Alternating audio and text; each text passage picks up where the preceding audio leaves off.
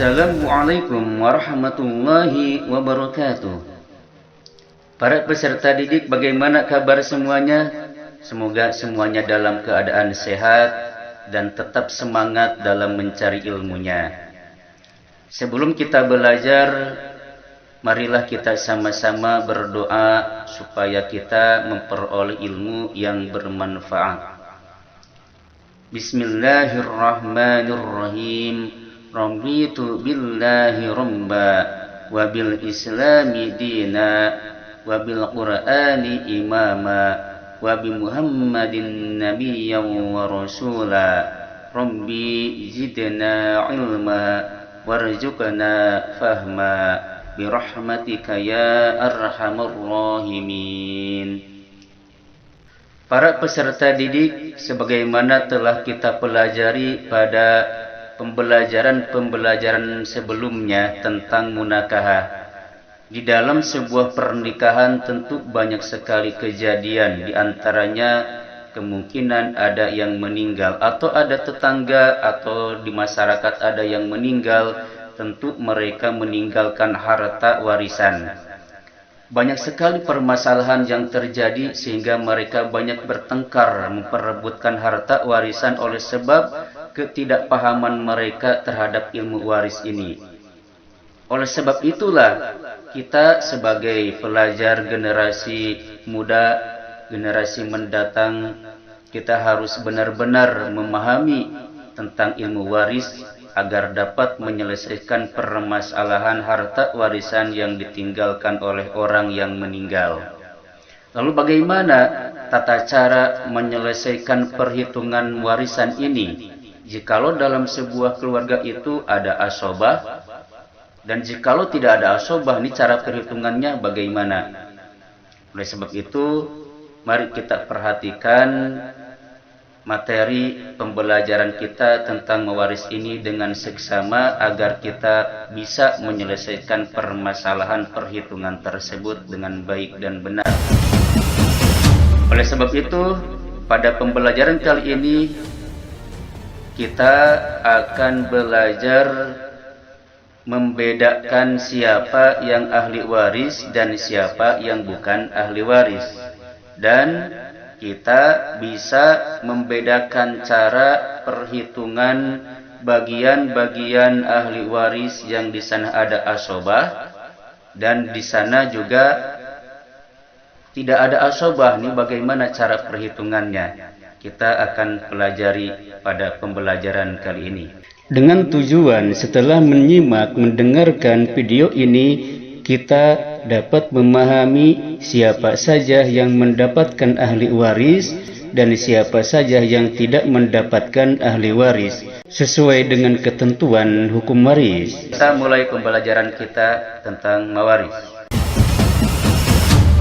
Kita harus tahu tata cara hitung ahli waris yang ada asobah dan tanpa asobah, tentunya ini yang harus kita perhatikan agar fokus pembelajaran kita menyelesaikan masalah ini.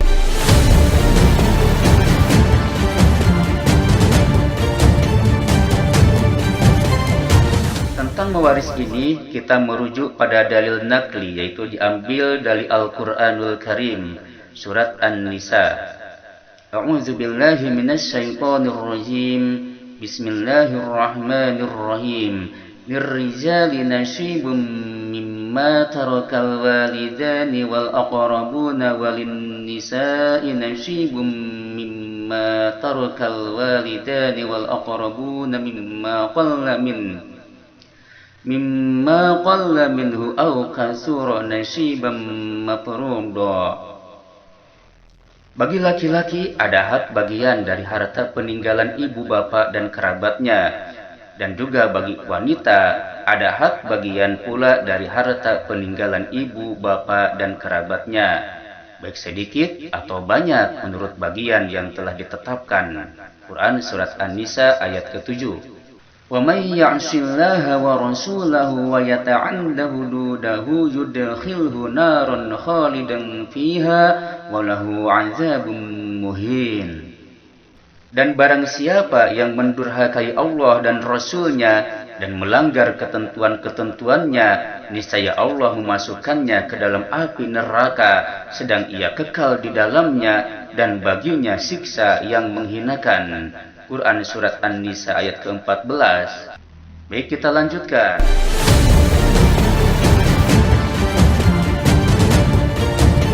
Sebelum kita belajar dan praktek menghitung mawaris, tentu ada 5 komponen yang harus kita kuasai sebelumnya. Apa itu? Yang pertama, kita harus tahu dan hafal 25 ahli waris.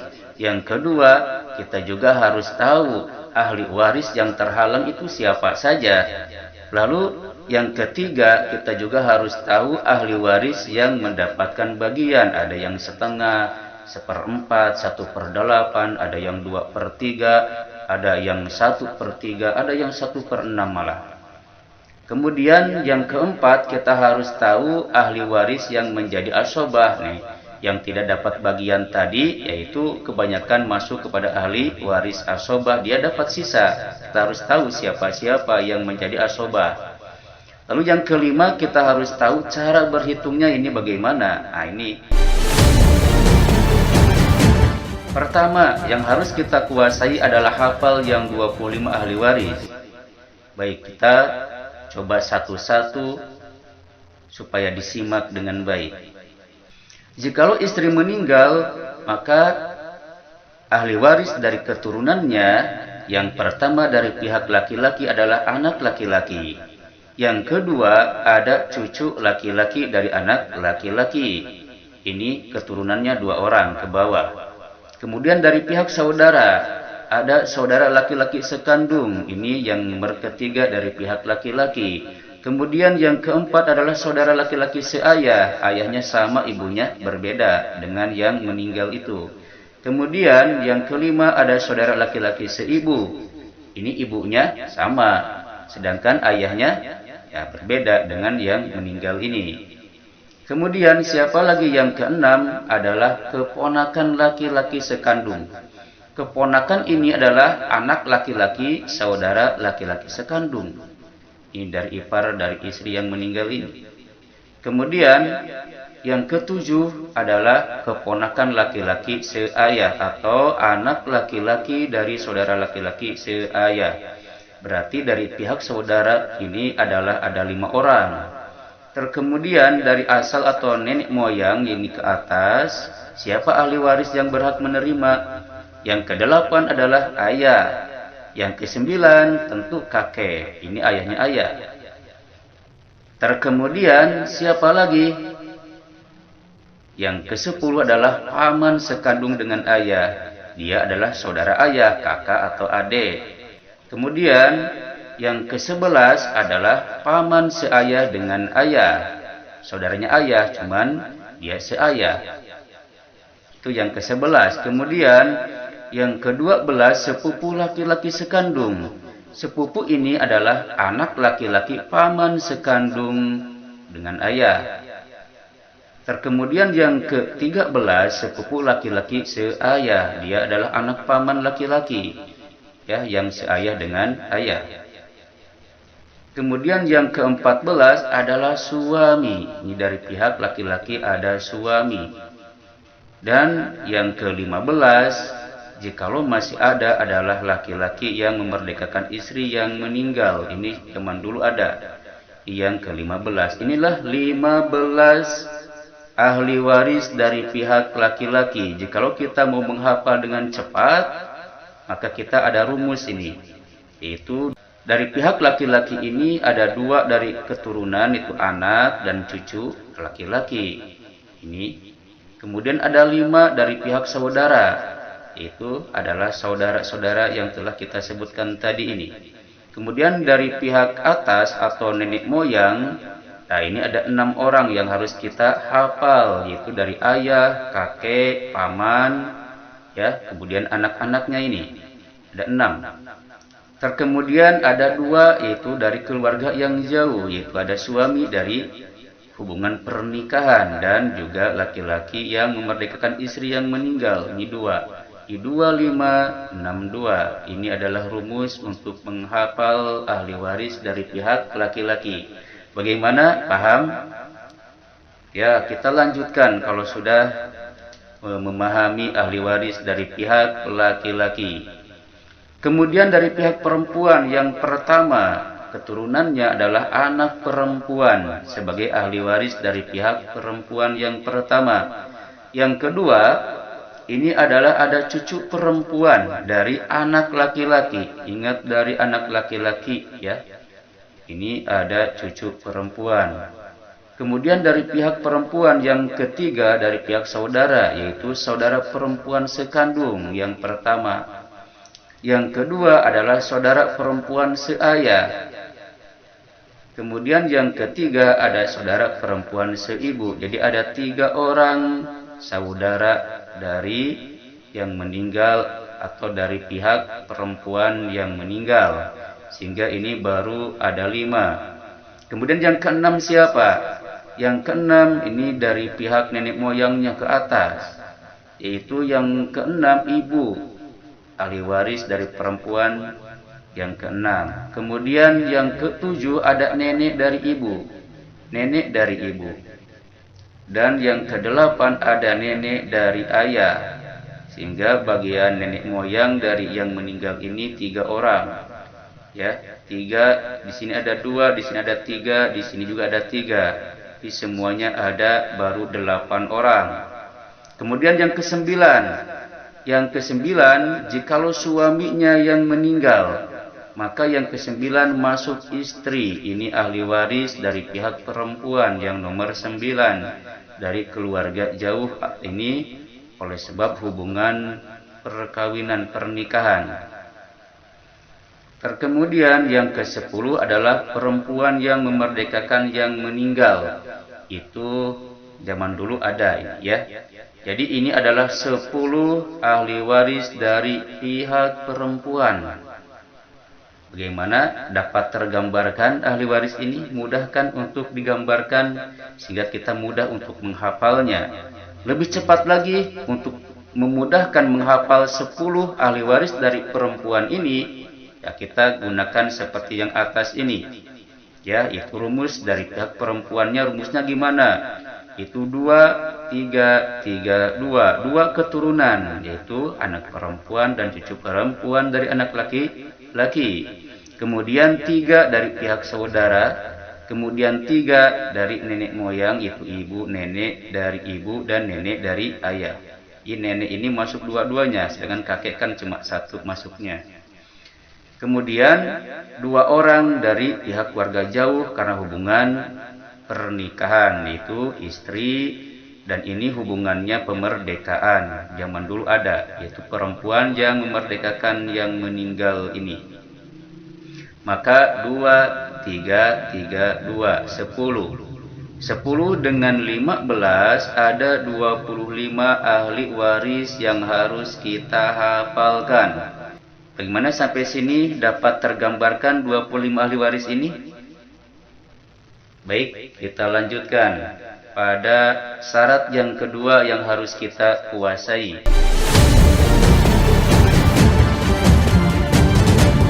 Yang kedua, kita harus memahami ahli waris yang terhalang. Ini disebut juga hijab hirman. Siapa saja sih dari 25 ahli waris itu yang terhalang? Jadi tidak semuanya mendapatkan harta warisan kalau semuanya ada ini. Jadi tidak semuanya mendapat harta warisan. Karena ada yang lebih dekat dengan si mayit, ada yang lebih jauh. Nah ini yang jauh tingkatannya, kedekatannya dari si mayit itu terhalang dengan yang lebih dekat. Siapakah mereka? Ini yang pertama yang terhalang, kita lihat simbolnya. Ini simbolnya yang merah, warna merah terhalang, ini penghalangnya. Ya, pertama kakek. Nah, ini kakek terhalang oleh siapa? Terhalang oleh ayah. Jadi kalau ada ayah, kakek tidak dapat bagian. Yang kedua yang terhalang adalah nenek. Nah, ini nenek terhalang oleh siapa? Oleh ibu. Di nenek dari ibu, dia terhalang oleh ibunya. Kalau ada ibu, nenek ini tidak dapat bagian. Lalu yang ketiga nenek dari ayah. Siapa yang menghalangi nenek dari ayah? Nah, ini ada ibu dan ayah. Jadi kalau nenek dari ayah, dua orang yang menghalanginya, ibu dan ayah. Sedangkan nenek dari ibu, hanya ibu saja yang menghalanginya. Mohon untuk cermat diperhatikan. Berarti ini adalah tingkatan kedua kedekatan dengan si Maya. Kemudian siapa lagi yang terhalang? Ada cucu laki-laki. Nah, ini terhalang oleh siapa? Oleh anak laki-laki. Jadi kalau ada anak laki-laki, cucu laki-laki dari anak laki-laki ini terhalang. Nah, ini ayahnya ya. Terkemudian cucu perempuan ini terhalang oleh siapa? Terhalang oleh anak laki-laki dan dua anak perempuan. Di anak laki-laki dapat menghalangi cucu perempuan dari anak laki-laki. Nah, iya nih. Ini juga ayahnya ya, ayahnya. Kemudian dua anak perempuan ini dapat menghalangi cucu perempuan. Jadi harap diingat dan dicermati. Ini ada 5 orang yang terhalang pada tingkatan kedua oleh tingkatan pertama kedekatan dari yang meninggal. Dengan demikian, siapa yang paling dekat dengan yang meninggal ini? Ayah, ibu, anak perempuan, anak laki-laki, kemudian suami. Ini 5 orang ini tidak akan terhalang oleh siapapun. Dia itu pasti mendapatkan warisan ini. Kita akan lanjutkan pada tingkatan ketiga, kedekatannya dengan si mayat. Siapa dia? Pertama, ini coba lihat simbolnya di panah ini yang menunjukkan yang terhalang olehnya dan berkelanjutan. Ya, kita lihat penjelasannya ya. Saudara laki-laki seibu dan saudara perempuan seibu. Jadi saudara seibu baik laki-laki maupun perempuan ini terhalang oleh siapa saja? Pertama terhalang oleh ayah. Kemudian siapa lagi yang menghalangi keduanya? Yaitu kakek. Kakek juga menghalangi. 3. Anak perempuan. Walaupun seorang ini menghalangi saudara seibu baik laki-laki ataupun perempuan. Keempat, yang menghalangi saudara seibu ini adalah anak laki-laki. Terkemudian yang kelima, cucu laki-laki. Ini menghalangi saudara laki-laki seibu dan saudara perempuan seibu. Dan yang keenam, yang menghalangi saudara seibu ini adalah cucu perempuan. Jadi ada 6 orang yang menghalangi saudara seibu baik laki-laki maupun perempuan. Mohon untuk dicermati. Terkemudian ini saudara sekandung baik laki-laki maupun perempuan juga dapat dihalangi oleh siapa? Yang pertama oleh cucu laki-laki. Yang kedua oleh anak laki-laki. Yang ketiga oleh ayah. Jadi 3 orang ini menghalangi saudara sekandung baik laki-laki maupun perempuan. Hanya 3 orang. Nah, itu sudah tergambar. Mari kita lanjutkan. Kemudian saudara seayah baik laki-laki maupun perempuan ini ada yang menghalangi. Ya, siapa yang menghalanginya? Yang menghalangi saudara seayah ini adalah ini adalah saudara laki-laki sekandung. Saudara laki-laki sekandung ini menghalangi saudara laki-laki seayah. Begitu pula saudara perempuan sekandung beserta anak perempuan atau cucu perempuan, yang mana ini terjadi asobah ma'agoirihi, dapat menghalangi saudara laki-laki seayah. Jadi dia terhalang oleh saudara kandung. Di saudara seayah ini, baik laki-laki maupun perempuan dapat terhalang oleh saudara sekandung, baik laki-laki maupun perempuan. Cuman yang perempuan harus bersama anak perempuan dan atau cucu perempuan. Atau ini terjadi asabah ma'agoirihi, ini dapat menghalangi saudara seayah ini. Kalau saudara laki-laki mah tidak usah ada yang lain, dia menghalangi keduanya. Dan juga menghalangi saudara laki-laki saya ini adalah semua orang yang menghalangi saudara laki-laki sekandung. Siapa ini? Ya, ayah, anak laki-laki dan cucu laki-laki. Sehingga yang menghalangi saudara laki-laki seayah adalah 5 orang, itu cucu laki-laki, anak laki-laki, ayah, dan ditambah 2 orang ini. Ya, yang mana saudara sekandung dari perempuan harus dengan adanya anak perempuan atau cucu perempuan baru menghalangi saudara laki-laki. Maka yang menghalangi saudara laki-laki seayah 5 orang. 5 orang, ya. Mohon untuk dicermati. Selanjutnya, ini ada tambahan untuk saudara perempuan seayah, dia juga terhalang oleh 2 saudara perempuan kandung. Jadi saudara perempuan seayah ini udah terhalang oleh 6 keadaan. Sedangkan saudara laki-laki seayah oleh 5 keadaan. Ini tambahan ya. Jadi saudara perempuan juga terhalang oleh 2 saudara perempuan kandung atau lebih. Mohon untuk dicermati.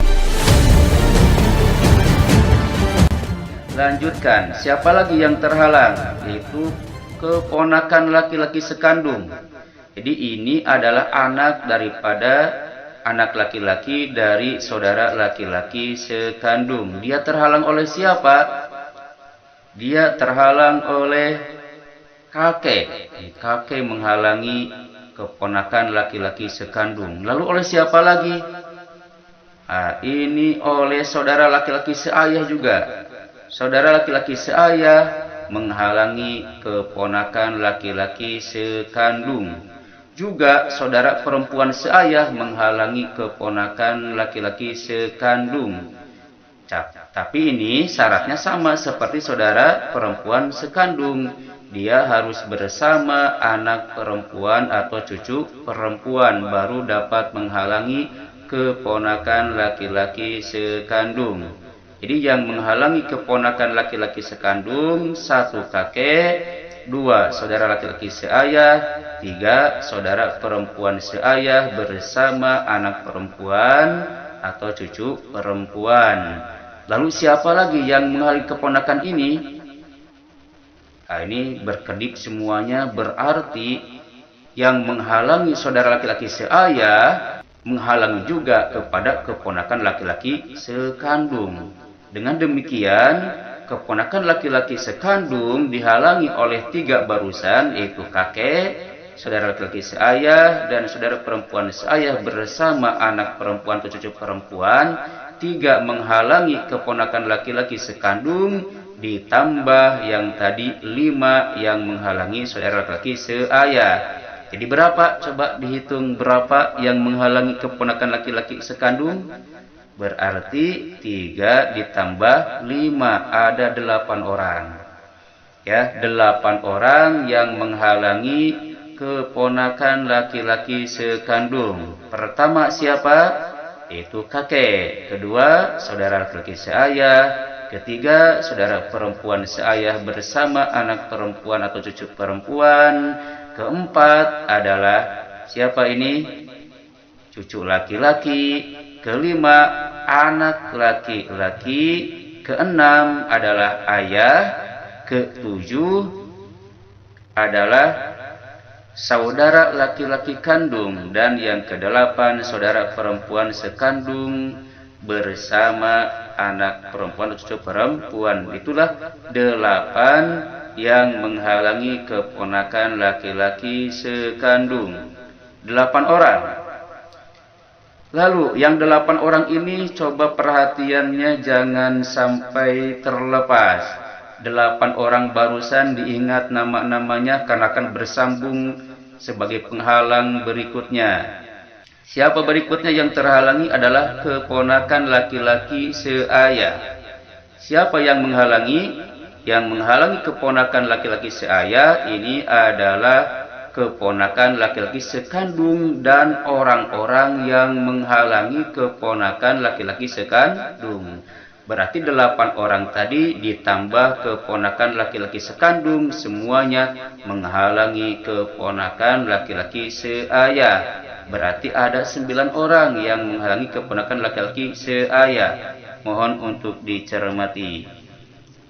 Dan yang 9 ini mohon jangan lepas perhatiannya. Kita akan melanjutkan kepada paman sekandung dengan ayah yang terhalang. Terhalang oleh siapa? Terhalang oleh keponakan laki-laki seayah. Ditambah dengan orang-orang yang menghalangi keponakan laki-laki seayah. Maka ini panahnya semuanya dikedipkan, ya. Ini menghalangi semuanya kepada paman sekandung dengan ayah. Maka yang 9 tadi ditambah keponakan laki-laki seayah, maka jadi 10 orang yang menghalangi paman sekandung dengan ayah. Kita lanjutkan, paman seayah dengan ayah. Ini juga terhalang oleh siapa? Oleh paman sekandung dengan ayah, menghalangi paman seayah dengan ayah. Dan ditambah orang-orang yang menghalangi paman sekandung dengan ayah, yaitu 10. Berarti 11 orang yang menghalangi paman seayah dengan ayah. Lanjut. Kemudian sepupu laki-laki sekandung atau anak dari paman sekandung dengan ayah. Ini terhalang oleh siapa? Terhalang oleh paman seayah dengan ayah dan orang-orang yang menghalangi beliau. Berapa? Itu 11 tambah 1, berarti ada 12 orang yang menghalangi sepupu laki-laki sekandung.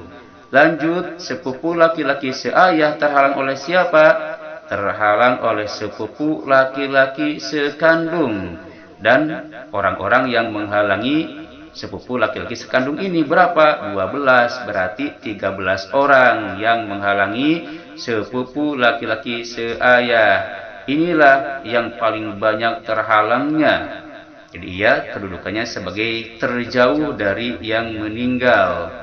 Sedangkan 2 lagi ini, perempuan dan laki-laki yang merdekakan yang meninggal ini, dia akan terhalang oleh seluruh ahli waris. Jadi dia hanya dapat memperoleh jikalau ahli waris dari yang meninggal tidak ada. Baik, itu diantaranya ahli waris yang terhalang. Begitu sangat kompleks ya permasalahannya. Jadi di sini dapat kita lihat, jadi merah semua. Yang tidak merah siapa? Ini ibu, ayah, suami, anak laki-laki, anak perempuan. Cuma 5 orang inilah yang tidak mungkin terhalang. Dia pasti mendapatkan harta warisan dari yang meninggal. Itulah kesimpulannya dari hijab hirman. Dari sini dapat dipahami, dapat tergambarkan. Ya, silakan untuk diperhatikan dan dihafal dengan seksama.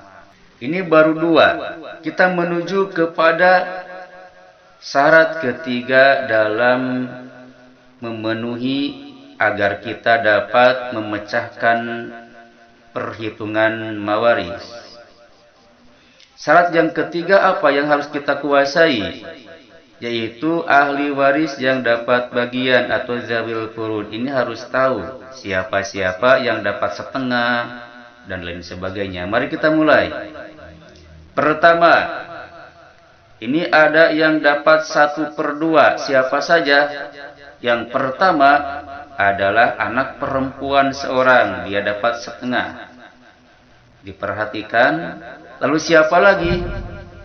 Yang kedua, cucu perempuan seorang dapat setengah. Yang ketiga, siapa lagi? Yang ketiga adalah saudara perempuan sekandung seorang, dapat setengah. Yang keempat adalah saudara perempuan seayah seorang. Dan yang kelima adalah suami jika tidak punya anak dan cucu yang meninggalnya. Jadi ada 5 orang yang mendapatkan bagian setengah. Lalu yang dapat bagian 1/4. Yang pertama adalah suami.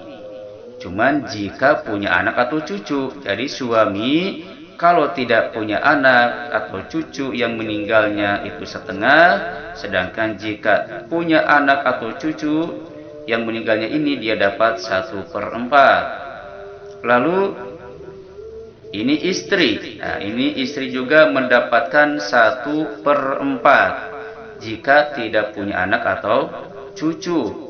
istri dapat 1/4. Jika yang meninggal tentunya suaminya. Suami tidak ada anak dan cucu, istri dapat 1/4. Itu ya, yang dapat 1/4 ini adalah 2 orang. Lalu bagian selanjutnya yang dapat 1/8. Yang mendapat 1/8 itu adalah istri.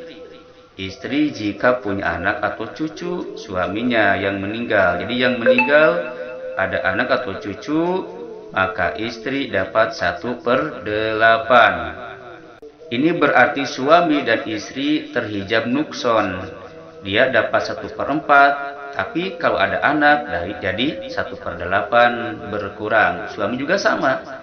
Kalau tidak ada anak atau cucu, dia dapat 1/2. Kalau ada, malah berkurang jadi 1/4. Ini namanya hijab nukson.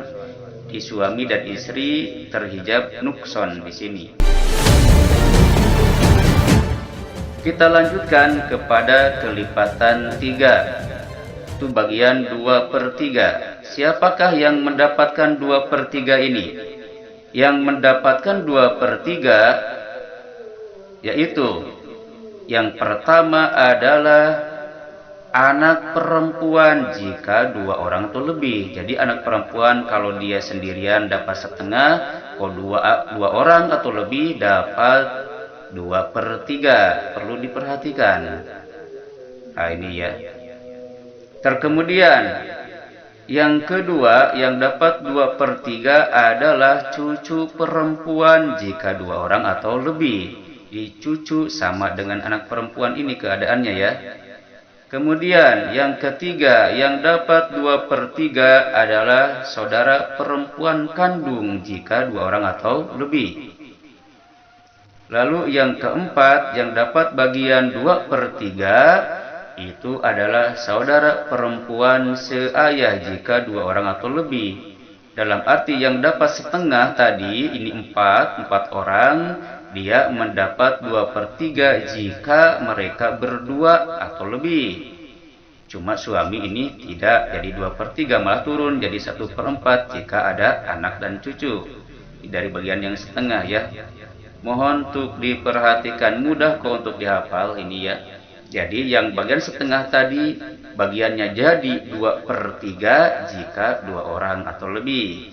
Itu kata kuncinya ya, harus diperhatikan. Baik, kita lanjutkan. Yang mendapatkan 1/3 ini siapa? Yang pertama adalah ibu. Nah ini ibu. Syaratnya ini syarat daripada ibu jika tidak ada anak, tidak ada cucu, dan tidak ada 2 saudara dari istri atau suami yang meninggal ini ya. Jadi tidak ada yang 3 ini. Saudara siapa ini? Baik ini saudara kandung, seayah, seibu sama saja.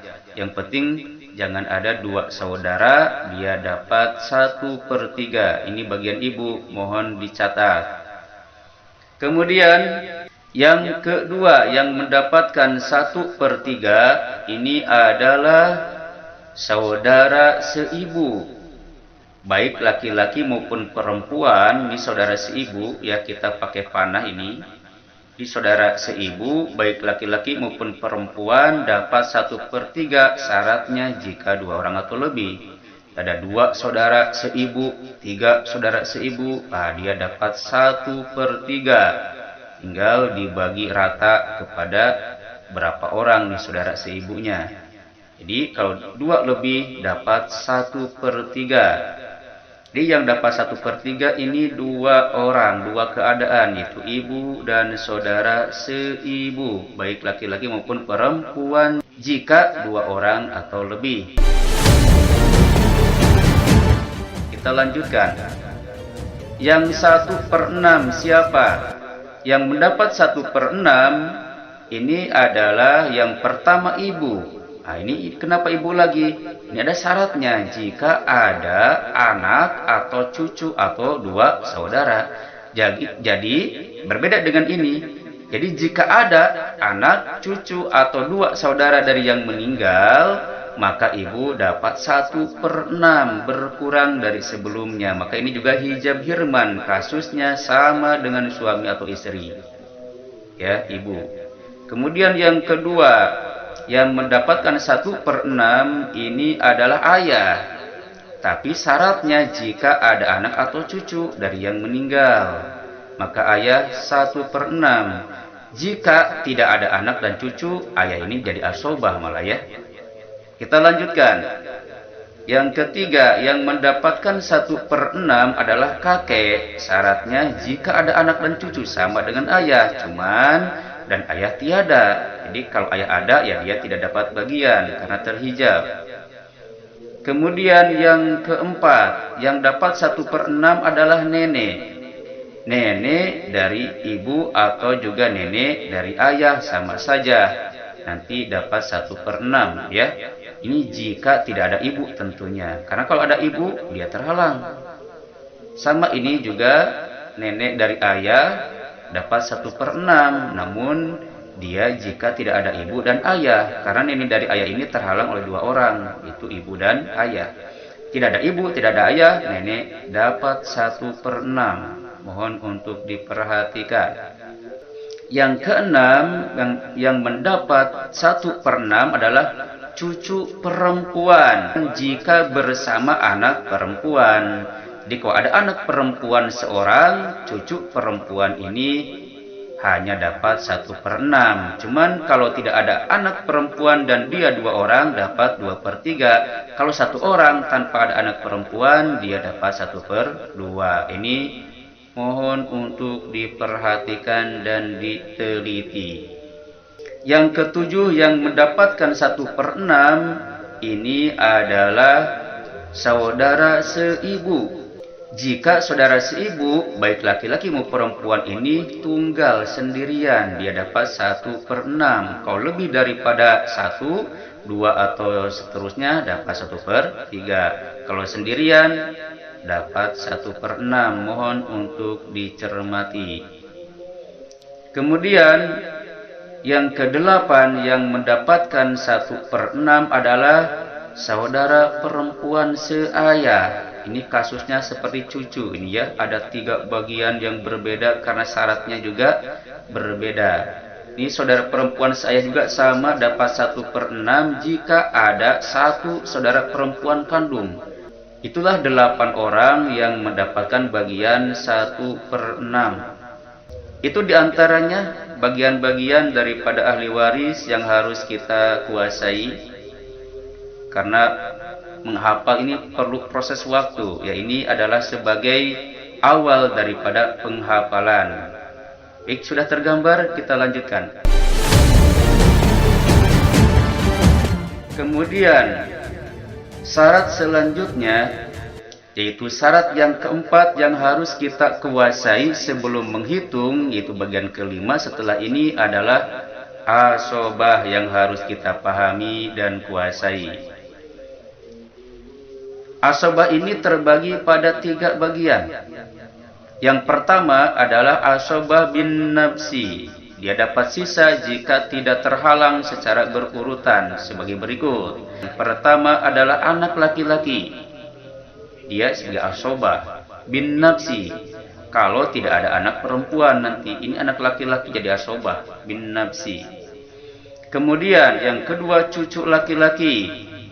Jadi kalau ada anak laki-laki, cucu laki-laki malah terhalang. Kalau tidak ada anak laki-laki, cucu laki-laki ini jadi asobah. Kemudian yang ketiga ayah, jika tidak ada anak tadi dia jadi asobah. Kemudian yang keempat adalah kakek, sama jika tidak ada anak dia juga dapat jadi asobah. Kalau tidak ada ayah tentunya. Kemudian yang kelima adalah saudara laki-laki sekandung. Yang keenam adalah saudara laki-laki seayah. Yang ketujuh adalah keponakan laki-laki sekandung, yaitu anak laki-laki dari saudara laki-laki sekandung. Yang kedelapan adalah keponakan laki-laki seayah atau anak laki-laki dari saudara laki-laki seayah. Jadi di sini saudara laki-laki seibu tidak jadi asobah ya. Ini tolong diperhatikan. Terkemudian yang kesembilan yang jadi asobah adalah paman sekandung dengan ayah. Ya, kalau tidak ada yang nomor 8 ke sini jadi asobahnya. Karena ini berurutan tadi ya. Kalau ada ini berarti yang paman terhalang. Ini yang ke-9 yang jadi asobah. Yang ke-10 adalah paman seayah dengan ayah, jadi asobah. Kemudian yang ke-11 adalah sepupu laki-laki sekandung, yaitu anak laki-laki dari paman sekandung dengan ayah.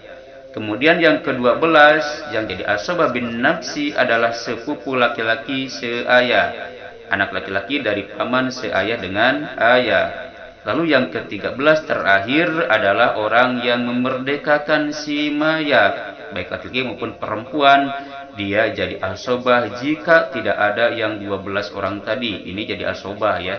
Kalau ada yang 12 orang tadi, iya ini ya terhalang tentunya. Jadi dari 15 ahli waris dari pihak laki-laki, hanya 2 orang yang tidak jadi asobah, yaitu suami dan saudara laki-laki seibu. Yang lainnya yaitu 13 orang semuanya jadi asobah bin nafsi. Mohon untuk diperhatikan. Sampai sini ada gambaran, kita lanjutkan. Mudah-mudahan dapat dipahami. Yang kedua adalah asobah bi goirihi, yaitu anak laki-laki mendapatkan 2 kali bagian perempuan. Siapa saja? Yang pertama adalah anak laki-laki beserta anak perempuan. Yang kedua adalah cucu laki-laki beserta cucu perempuan, 1 jodoh 1 jodoh ya. Yang ketiga adalah saudara perempuan kandung beserta saudara laki-laki sekandung. Kemudian yang keempat adalah saudara perempuan seayah beserta saudara laki-laki seayah. Inilah asobah bi goirihi, yang mana laki-laki mendapatkan 2 bagian perempuan. Mohon untuk dicermati. Satu lagi asobah yang terakhir adalah asobah ma'a goirihi, dia dapat sisa. Siapakah? Dia adalah saudara perempuan, baik sekandung maupun seayah. Jadi asobah ma'a goirihi itu adalah saudara perempuan ya, baik sekandung maupun seayah. Cuman ada syaratnya. Apa syaratnya? Yaitu jika bersama anak perempuan atau cucu perempuan. Oleh sebab itu, jika ada saudara perempuan sekandung dan anak perempuan, maka saudara perempuan ini menjadi asobah ma'a goirihi, dia dapat sisa. Sedangkan anak perempuan, dia dapat bagian sebagaimana dalam zawil furud tadi. Anak perempuan setengah, ya ini sisanya. Kalau 2 orang, 2/3, sisanya ke sini ya. Itu diantaranya adalah 4 kategori pertama yang harus kita kuasai, kita hafal sebelum kita menghitung warisan. Sekarang kita bagaimana cara menghitungnya? Ini adalah tahapan terakhir penguasaan mawaris agar kita dapat memecahkan permasalahan di masyarakat tentang pembagian mawaris yang sesuai dengan ketentuan.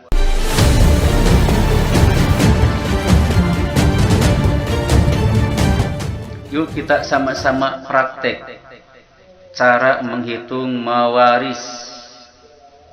Baik, beginilah cara menghitungnya secara umum ya ini. Nanti secara khusus kita akan bahas pada pembahasan pertemuan selanjutnya tentunya. Cara perhitungan harta waris secara umum sebagai berikut. Misalnya, seorang laki-laki meninggal dunia.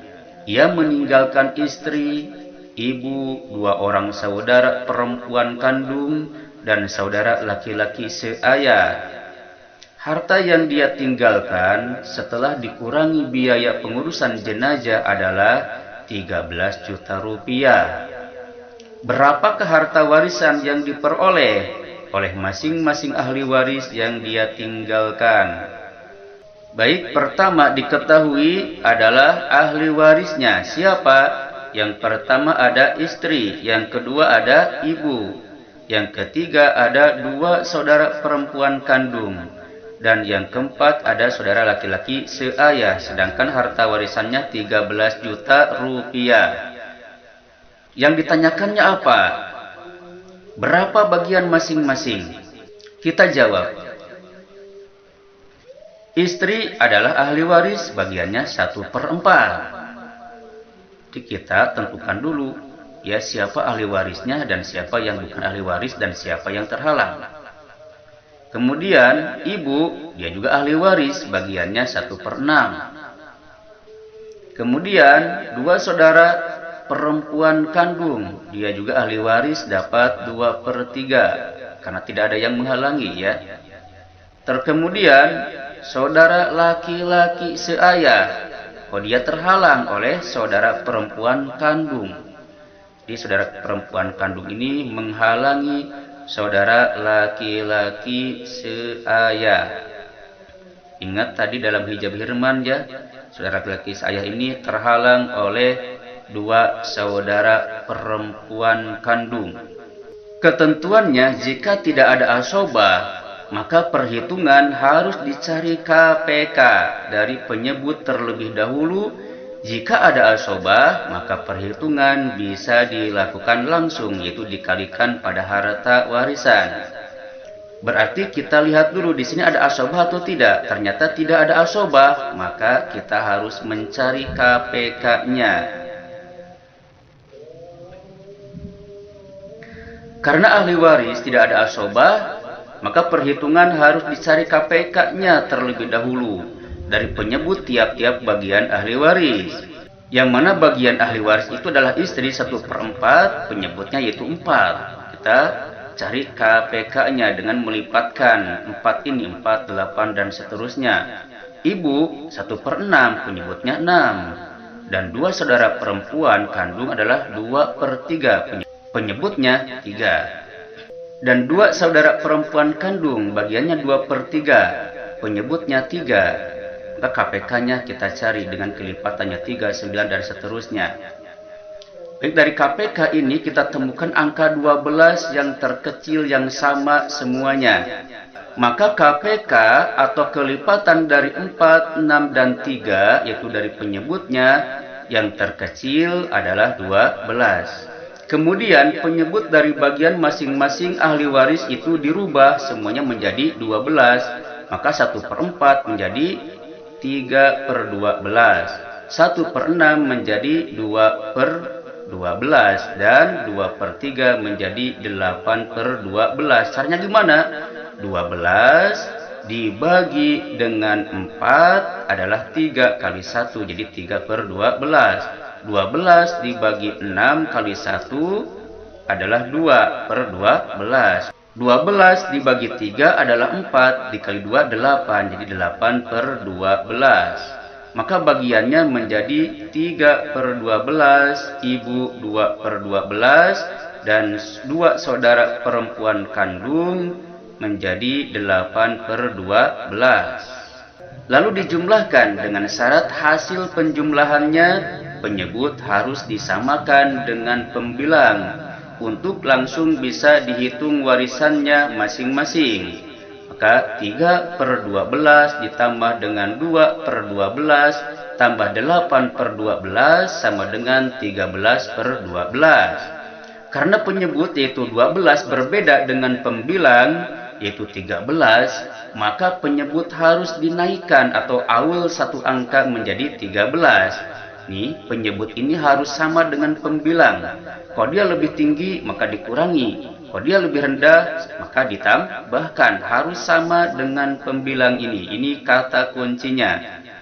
Maka dengan demikian semuanya, yang 12 ini harus diganti dengan 13. Inilah proses awal. Istri yang tadinya 3/12 menjadi 3/13, sedangkan ibu yang tadinya 2/13 menjadi 2/13, dan dua saudara perempuan kandung yang tadinya 8/12 menjadi 8/13. Inilah angka-angka yang kita pegang untuk dikalikan kepada harta warisan ini. Dan ini jikalau kita jumlahkan, yaitu 3/13 ditambah 2/13 ditambah 8/13 akan sama 13/13. Jadi akan sama 13/13. maka ini bisa langsung dikalikan kepada 13 juta harta. Dengan demikian, istri bagiannya 3/13 kali harta, yaitu 3/13 kali 13 juta sama dengan 3 juta rupiah. Ibu sama dengan 2/13 kali harta sama dengan 2/13 kali 13 juta rupiah sama dengan 2 juta rupiah. Kemudian dua saudara perempuan kandung adalah 8/13 kali harta. Maka bagiannya adalah 8/13 kali 13 juta sama dengan 8 juta rupiah. Yang mana masing-masing dari saudara perempuan kandung mendapat 4 juta rupiah.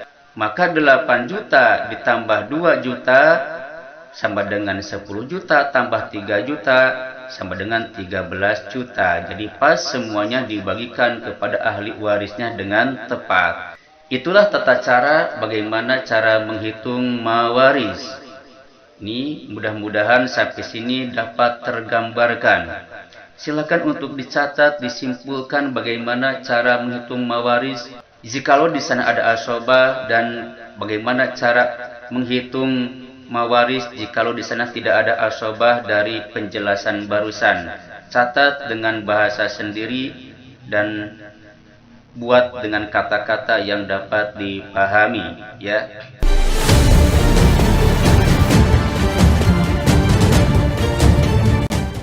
Dan yang terakhir yang perlu kita ingat bahwa ada 4 yang menghalangi seseorang mendapatkan harta warisan. Yang pertama berlainan agama. Di orang yang berbeda agama itu tidak bisa saling mewarisi. Kemudian yang kedua membunuh. Orang yang membunuh tidak dapat warisan. Kemudian hamba sahaya. Karena hamba sahaya ini statusnya adalah milik tuannya. Dan yang keempat adalah tidak tentu kematiannya. Misalnya ada 2 orang saudara meninggal bersamaan tanpa diketahui siapa paling dulu yang menghembuskan napas terakhir. Maka ini tidak bisa satu mewarisi dengan yang lainnya. Karena tidak dapat diketahui. Itulah diantaranya pembelajaran tentang mawaris pada pertemuan kali ini. Semoga dapat dipahami dan dapat diterapkan di dalam kasus-kasus yang dihadapi di masyarakat mengenai pembagian warisan. Untuk pertemuan yang akan datang, insya Allah kita akan membahas tentang penyelesaian perhitungan kasus-kasus tertentu. Misalnya kasus asobah bigoirihi, asobah binafsi, kasus awul, rad, dan sebagainya kita akan bahas pada pertemuan selanjutnya. Demikian pada pembelajaran kali ini yang dapat disampaikan. Semoga menjadi ilmu yang bermanfaat. Akhirul kalam, wassalamualaikum warahmatullahi wabarakatuh.